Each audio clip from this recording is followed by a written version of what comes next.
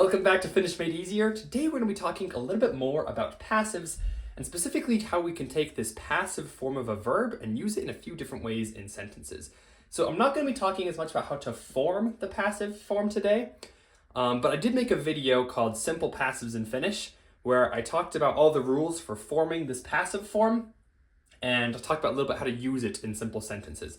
So if you don't know how to make this passive form yet, I would go watch that video first. That'll make this one make a little bit more sense. And I'll link it in the description so it's easier to find. But yeah, if you don't know how to make this passive form yet or how to use it at all, then I would watch that video first. If not, then this video will make a lot of sense and it will be good. So what we're going to talk about in this video is kind of how to take that passive form and use more complex sentences, since in that video we just talked a little bit about we just have the object and the passive verb. How do we make a sentence with those? But I also want to talk about in this video two other really useful uses of this passive form. They don't only have to do with passives, but they're both very common and used all the time. And so it will really expand what you're able to do with this passive form. So the second half of this video will be about those two new forms.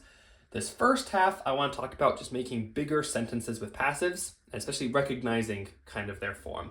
So this will be really useful. You'll be able to recognize and use passives much better after this, hopefully, and use it in a few different ways. So that being said, let's get right into the first part of just making bigger, more complex sentences with passives. So as we talked about in the other video, as just quick review, a passive is a sentence that doesn't have a subject. So like if I say, I eat an apple, that has the subject I'm eating the apple, but the passive form would be like, the apple is eaten. We don't know who's eating the apple, we just know that the apple is eaten. And in Finnish, we can do this by taking our object, like apple, and putting it just right before the passive form of the verb. So we take apple, put it right before the passive form of eat.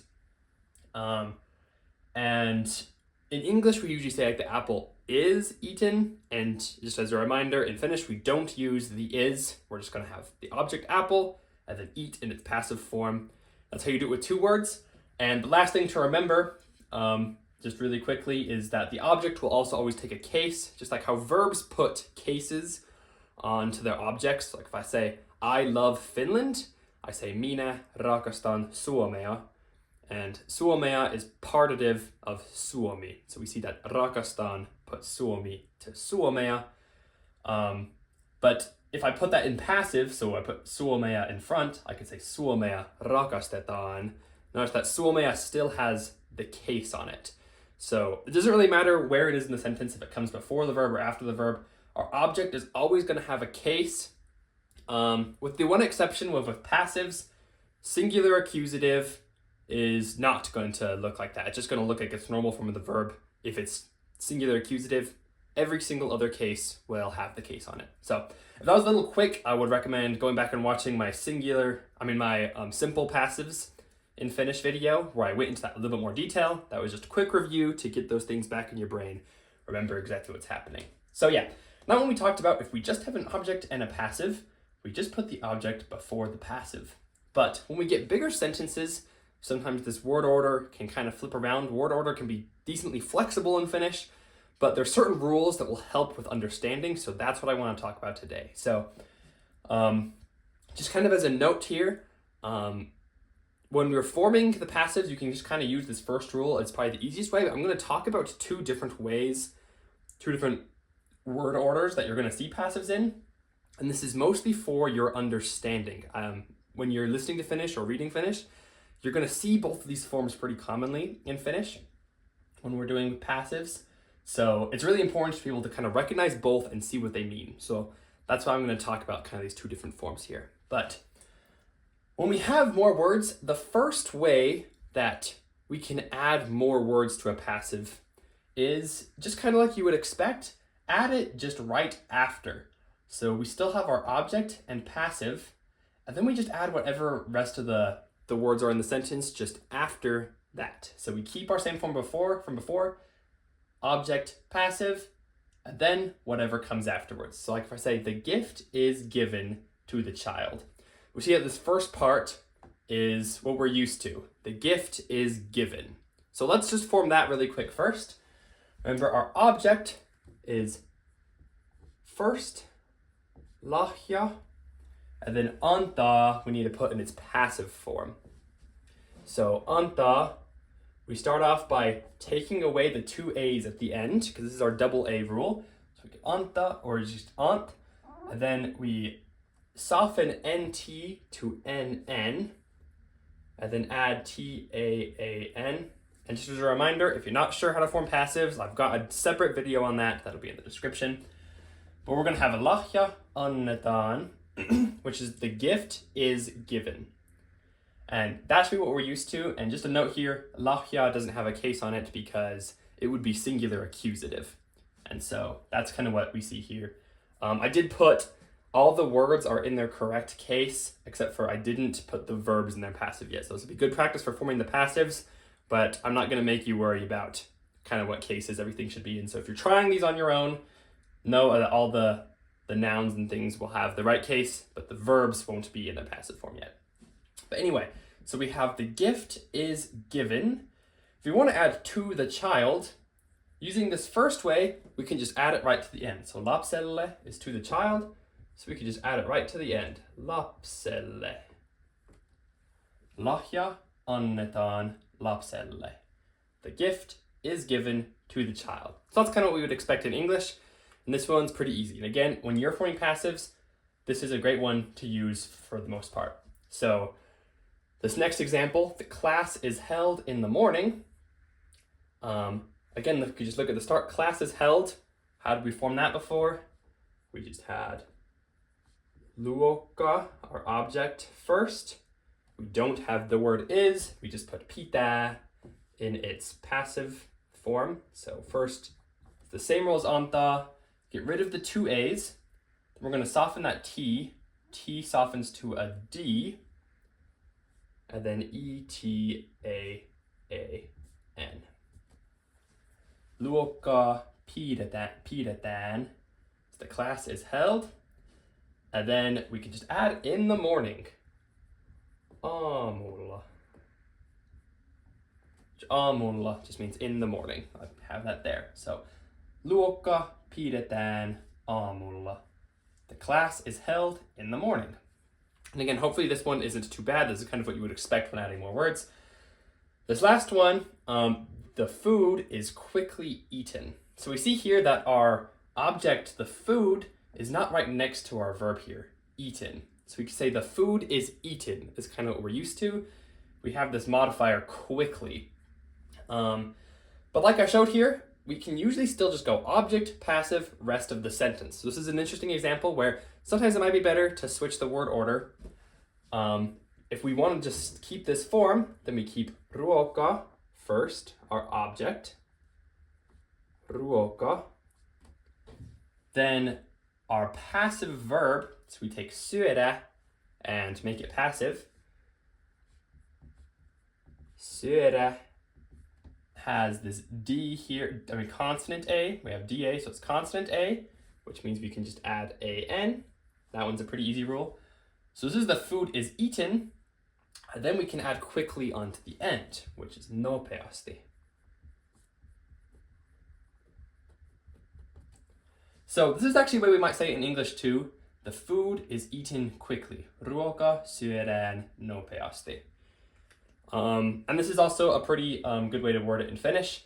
Again, word order can actually be pretty darn flexible in Finnish, but I'm just giving kind of these general rules of good ways to form the sentences.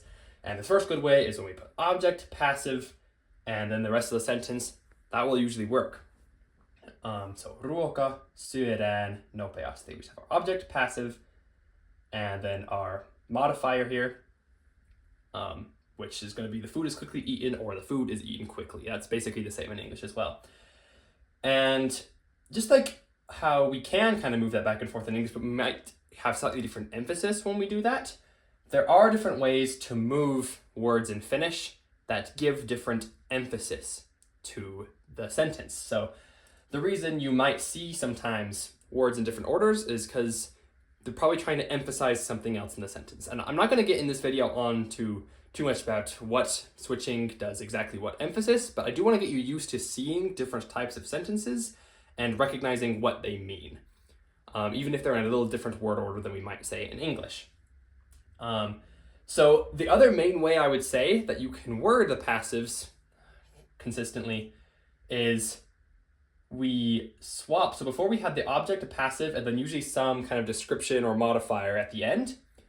Another way you can word it is when we switch our description with our object. So we see the object will actually come after the passive, and some description or modifier will come in front of the passive. So we kind of took our word order and just flipped it around the passive. Notice our passive is still not at the start of the sentence. When we're using passive sentences, even though word order can be pretty flexible, you really never see the passive at the very beginning of a sentence. And we're going to see when we talk about the different uses of the passive form later, when we do have the passive in the front of a sentence, it usually kind of means it's one of those other uses of it. So keep the passive as not the first word in the sentence, but what you can do sometimes is flip the object and the description. So up here, the object's first. Here, the object is after the passive. So let's see some examples of how that might sound. You might have heard sentences similar to this before. So in English, we might say Finnish is spoken in Finland. So we have Finnish Suomea, and then Suomessa is in Finland. So Finnish is spoken is the passive we're used to, which would be like Suomea puhutaan. That's Finnish is spoken. But one way to word this, and again, this isn't the only way to word this, I just want to get used to this kind of sentence as well, but you might commonly see that they'll swap, so the object is after the passive, and this description of where it's happening is before. So if we start with our description, we get Suomessa. Then we have our passive, puhua. We get rid of the A, and then add T-A-A-N. Suomessa puhutaan, and then finally our object afterwards. Suomea. Suomessa puhutaan suomea. That's another very common way to see these passives worded. So Suomessa puhutaan suomea, where our object actually comes right after the passive. Another example is work is done here. So again, this is kind of a location. It's pretty common for our things beforehand to be like locations or times, or usually something with like a locative case. It can be a lot of things, but it's going to be some sort of description about what's happening, and then you have the passive and the object. So again, here it's a location. We can do our description first. Täällä. And then tehtä, it's going to be our passive. This one's consonant A, so we can just add A-N. And then our object is going to go at the very end. Teitä. And if you're wondering which one is like the direct object that we're talking about, if you can get rid of it and the sentence still makes sense, then it's probably that one. So like, it's probably not the object. So like, I can just say work is done, and the sentence still makes sense. But if I just say like done here, then we lost a lot of the meaning. So we can tell that here isn't the direct object here. It's the work that is done. Work is done here. So täällä, tehdään, teitä is one way we can say this using this flipped word order. So this last one, the man is given an apple. The reason I did this one is because we actually also sometimes do this flipped word order in English. So when we say the man is given, we see that's not actually quite what we're meaning. Like, we're not saying the man is given. No one's giving the man. So this isn't actually our normal passive. This isn't our direct object, because no one is giving the man. So like when we have here, the gift is given. The reason this is our passive is because, and this is our direct object with the passive, is because we're giving the gift. When we say the man is given an apple, we're not giving the man. So we can tell our direct object is actually here at the end, is given an apple, because the apple is given. So we can see here we have kind of the description of who it's going to, our passive, and our object. So you'll see this sometimes in English too. When it's this way, we can translate it very easily into Finnish. if we want to preserve that word order, we have our description, which is who the apple is going to, miehelle, the man. So this LLE kind of means like to the man. Anta, we formed before. Remember, anta went to anetan.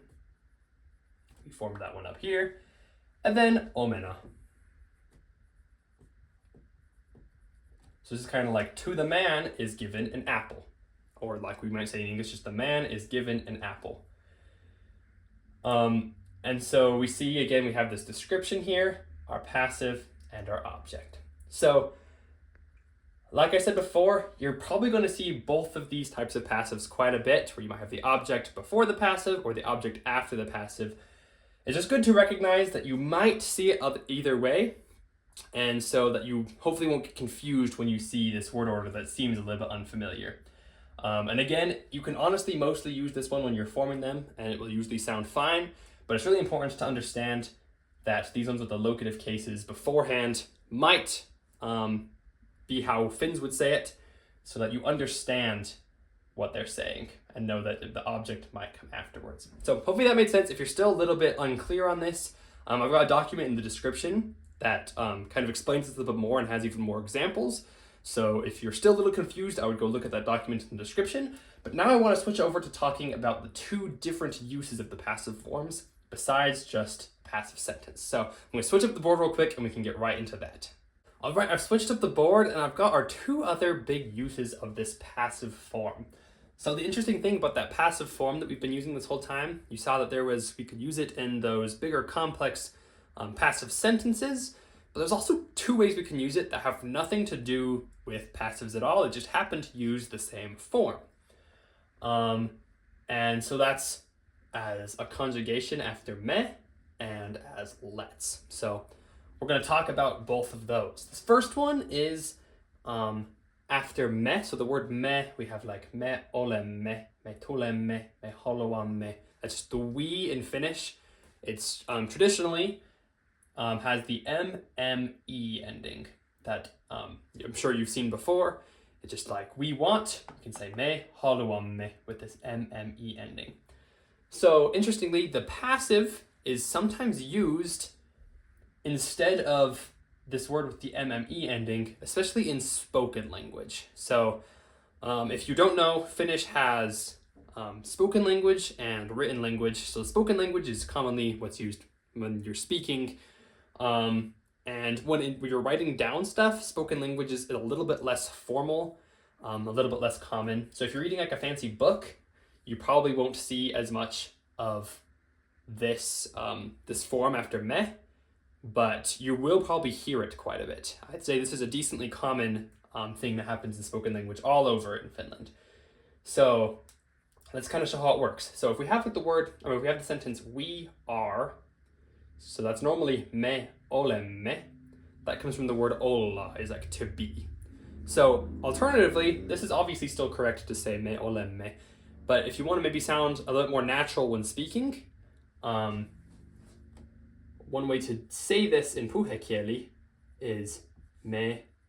So this is the verb olla, it's consonant A, so to make it passive, we add an, so it's to say me ollaan.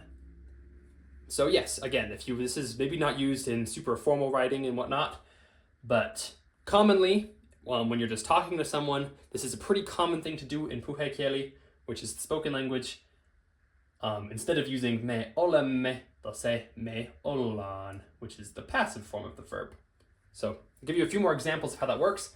We are coming. It's pretty common in English. We say like are to say that it's happening right now. It's also pretty common in Finnish just to say like we come. So me tulemme. Again, me tulemme is a perfectly valid way to say this. But if you want to sound maybe a little bit more natural when speaking, one way to do that is to use the passive form of tulla instead of the MME ending.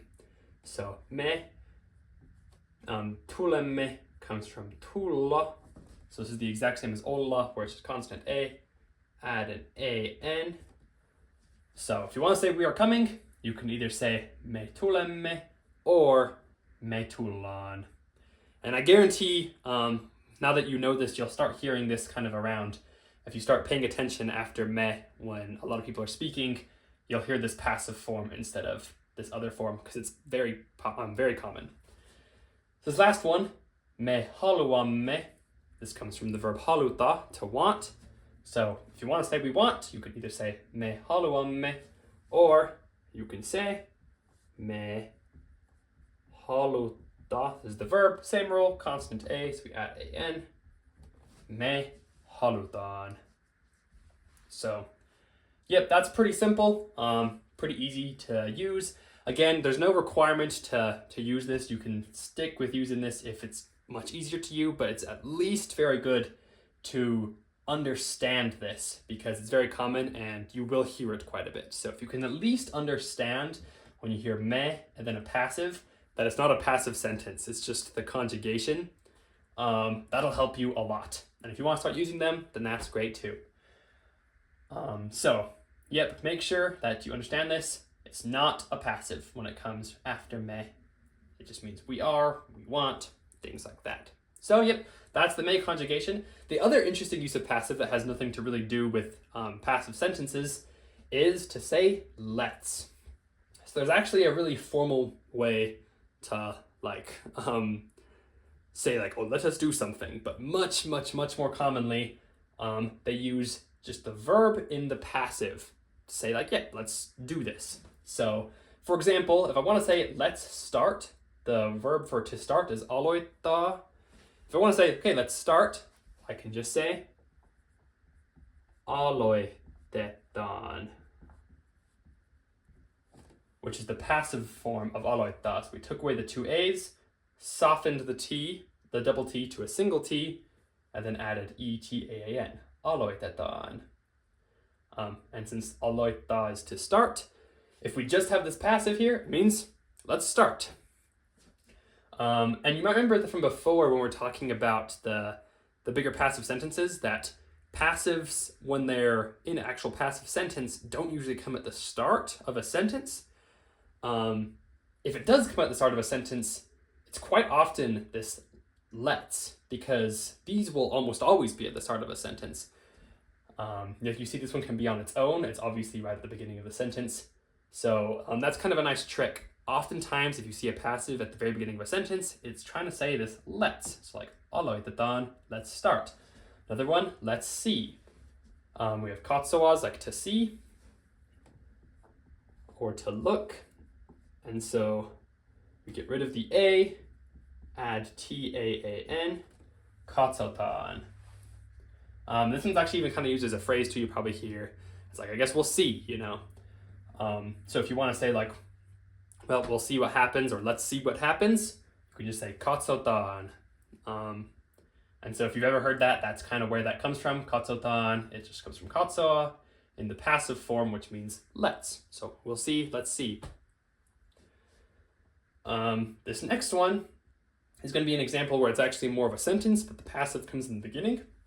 So if I want to say, let's eat here, then first we're just going to put syödä into our passive form. So it's a let's.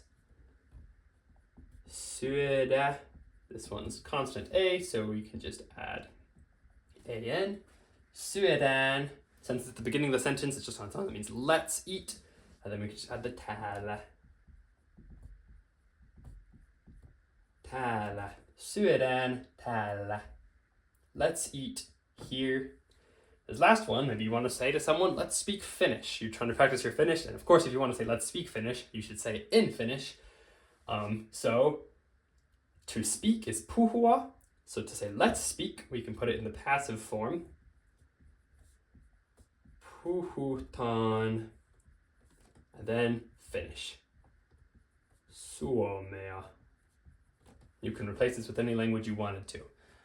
Puhutaan suomea. Let's speak Finnish. So just at the end here, I want to clarify again. I'm calling these the passive form. These sentences aren't passive sentences. So you're going to want to recognize the difference, and there's very easy ways to normally recognize the difference. Again, if it's got either a description word or an object before it, then it's probably a passive sentence. If it's got me before it, it's probably just the conjugation from me. And if it appears at the very beginning of the sentence, then it's probably let's. So understanding kind of all these differences between the different passive forms, what they mean in different parts of the sentence, is really important for understanding how to use Finnish. And now that you know these two forms, you can get to using them as well. So you'll be able to understand these ones. You can use them after me if you want. If you get used to forming passives as well, you want to say let's do something, then just put it in passive, and it can honestly just be a standalone, like aloitetaan is a perfectly valid sentence. So I hope these all make sense. Again, I mentioned this earlier, but I have a document in the description that goes over all these 3 different types of passives in a lot more detail, has even more examples. So if you still have questions, be sure to look at that document and leave a comment if you still have questions after that, and I'll be sure to get to them. But I hope this was helpful, and thank you so much for watching. We'll see you in the next video. Heippa!